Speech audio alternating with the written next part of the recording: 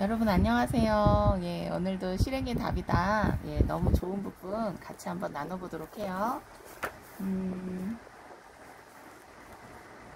이 책 그 프롤로그가 정말 너무너무 좋거든요. 제가 한번 읽어볼 테니까 예, 여러분 어떤가 한번 보세요. 프롤로그. 의지력을 탓하지 말고 지렛대를 찾아보자. 크게 성공한 사람들을 보며 이런 생각을 할 때가 있다. 저렇게 평범한 사람이 어떻게? 예상외로 큰 일을 해낸 친구의 소식을 듣고 이렇게 자문할 때도 있다. 아니, 그 친구가 어떻게 그런 일을? 그러나 조금만 깊이 들여다보면 그들에겐 평범한 사람들과 구별되는 작은 차이가 있다. 남들이 생각만 하고 있는 것을 행동으로 옮겨 실천했다는 것이다. 우리도 수천 가지의 좋은 생각을 가지고 있다. 생각만으로 헬렌 켈러나 테레사 수녀가 그처럼 위대한 족적을 남길 수 있었을까? 아이디어만으로 스티브 잡스나 빌 게이츠가 최고의 CEO가 될 수 있었을까?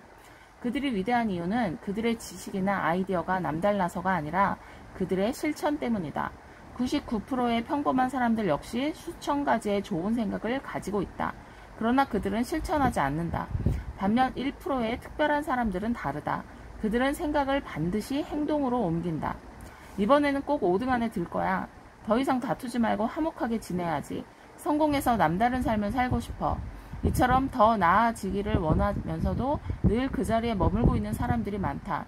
공부를 못하는 학생과 잘하는 학생, 불행한 사람과 행복한 사람, 실패한 사람과 성공한 사람, 그 차이는 도대체 어디서 나오는 것일까?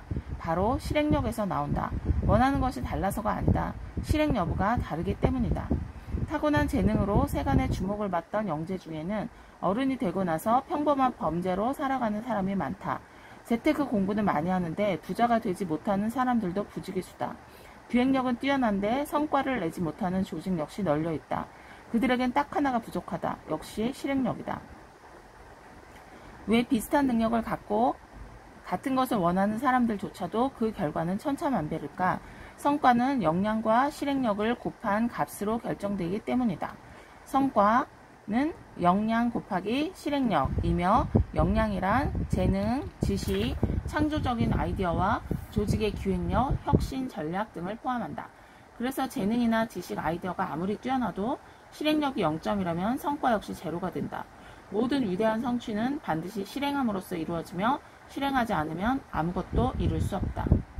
실행력도 스킬이다.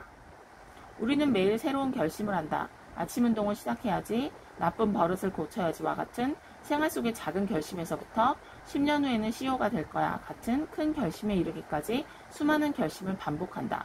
그러나 이들 중 대부분은 작심삼일로 끝나거나 용두사미로 흐지부지 되고 만다. 그러면 우리는 한숨을 쉬며 이렇게 자책한다. 나는 왜 항상 이 모양일까? 실행력은 곧 의지력이며 의지력은 타고나는 자질이라고 생각하는 사람이 많다. 그래서 결심을 작심삼일로 중도 포기하고 난 후 스스로를 의지박약자라고 책망하는 사람들이 많다. 하지만 그건 틀린 생각이다. 실행력은 타고난 자질이 아니라 배우고 연습하면 누구나 개발할 수 있는 일종의 기술이다. 실행력이 부족한 것은 의지력의 문제가 아니라 아직 효과적인 방법을 배우지 못했기 때문이다. 왜 피아노를 치지 못하고 왜 운전을 하지 못할까? 배우고 연습하지 않았기 때문이다.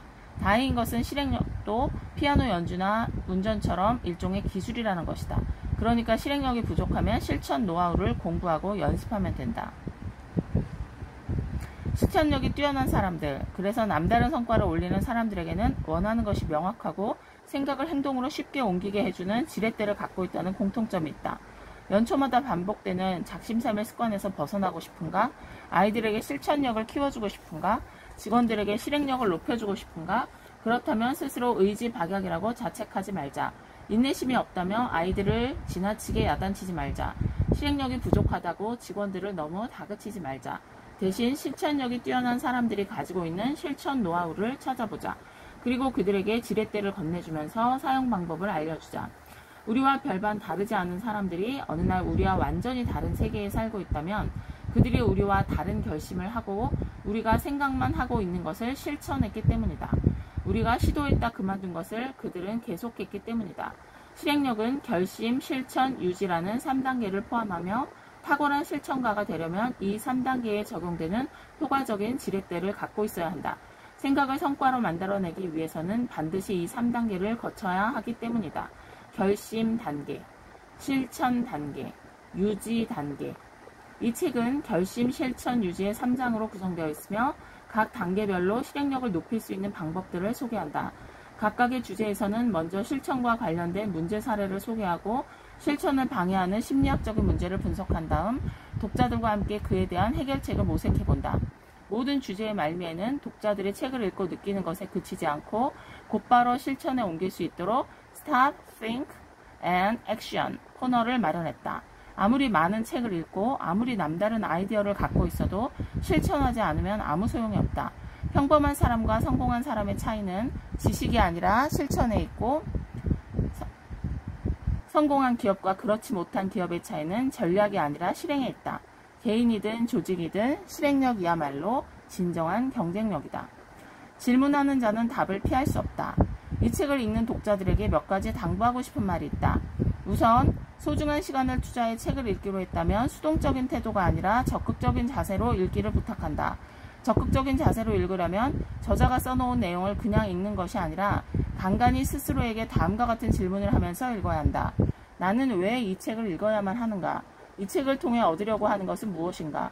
그것을 인간관계나 비즈니스에 어떻게 활용할 것인가? 이렇게 질문을 해야 답을 하게 되고 답을 찾게 되고 남다른 질문을 해야 남다른 답을 얻을 수 있다. 질문은 언제나 답보다 중요하고 질문하는 자는 답을 피할 수 없다. 적극적으로 책을 읽는 또 한 가지의 방법은 지금까지의 독서 패러다임을 바꾸는 것이다. 만약 지금껏 독자의 입장에서만 책을 읽어왔다면 이 책은 자신이 책을 쓰는 저자라고 상상하면서 읽어보자. 늘 학습자의 입장에서 책을 읽어왔다면 이번에는 교육자의 입장에서 누군가를 가르치기 위해 읽는다고 생각해보자. 그렇게 하면 이전과는 다른 것을 보게 될 것이고 그로 인해 이전보다 훨씬 더 많은 것을 얻게 될 것이다. 관점이 바뀌면 보이는 것이 달라지고 보이는 것이 달라지면 얻는 것도 달라진다. 책을 읽을 때 남의 책을 빌려볼 때처럼 깨끗하게 보는 사람들이 많다. 이 책을 읽을 때는 반드시 펜을 들고 읽어줬으면 좋겠다. 새겨둘 내용이 눈에 띄면 형광펜으로 색칠을 해두거나 밑줄을 쭉 그어놓자. 인상적인 부분이 있으면 별표나 느낌표 등 온갖 부호들을 동원해 느낌의 강도를 확실하게 남겨두자. 쉽게 읽히지 않거나 이해가 안 가는 부분에는 의문 부호 등을 표시하고 나중에 다시 한번 읽어보자. 만약 틀렸다고 생각되는 부분이 있으면 과감하게 X표를 쫙쫙 긋고 그보다 더 좋은 대안을 찾아내 여백에 적어두자. 그렇게 하면 남이 쓴 책을 읽는 것이 아니라 공동 저자로서 자신이 쓴 책을 읽는 기쁨을 맛보게 될 것이다. 이 책은 실천에 관한 이론서가 아니다. 따라서 차례에 따라 순서대로 읽어도 좋지만 끝에서부터 읽어도 좋고 눈길 닿는 대로 아무 데서나 읽어도 좋다. 한 번에 쭉 다 읽어버리는 것도 좋지만 시간 날 때마다 한 주제씩 읽는 것도 좋다. 단지 어떤 경우든 간간히 읽기를 멈추고 자신이 남긴 흔적을 중심으로 그동안 읽었던 부분을 다시 한번 훑어보자. 주제마다 그날 바로 실천할 수 있는 작은 일 한 가지를 찾아내자. 그리고 그날 밤 12시가 되기 전에 실천에 옮겨보자. 실행은 자기의 재능에 대한 자신감을 키우는 가장 효과적인 방법이고 원하는 것을 얻게 해주는 유일한 수단이다. 독자 여러분 모두가 이 책을 통해 현재 이곳에서 원하는 그곳으로 건너갈 수 있는 다리를 놓을 수 있기를 간절히 소망한다. 2011년을 시작하며 먼내골에서 이민규. 네, 여러분 기대가 생기시죠? 예, 그럼 이제 목차 부분이 제일 중요하거든요. 정말 목차만 봐도 아, 내가 이런 걸 해야겠구나 라는 생각을 할 수가 있어요. 목차 부분 한번 볼게요. 1장 결심, 목적지를 확실히 정하라. 로드맵을 그려보라. 지름길이 보인다. 문제